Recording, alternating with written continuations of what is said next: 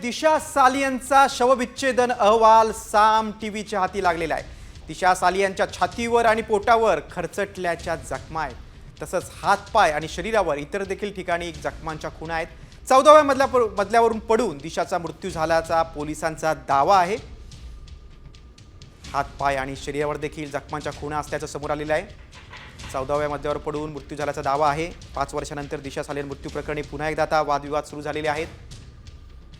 शवविच्छेदन अहवाल आता साम टीव्हीच्या हाती लागलेला आहे। या अहवालात काय नमूद केलंय तर दिशाच्या छातीवर आणि पोटावर खरचटल्याच्या जखमा आहेत। 14व्या मजल्यावरून पडून दिशाचा मृत्यू झाल्याचा दावा पोलिसांचा आहे। आपण अधिक माहिती घेऊ, आमचे प्रतिनिधी सचिन गाड आपल्यासोबत जोडले गेलेले आहेत। सचिन, हा शवविच्छेदन अहवाल खूप महत्त्वाचा आहे, काय माहिती अधिक?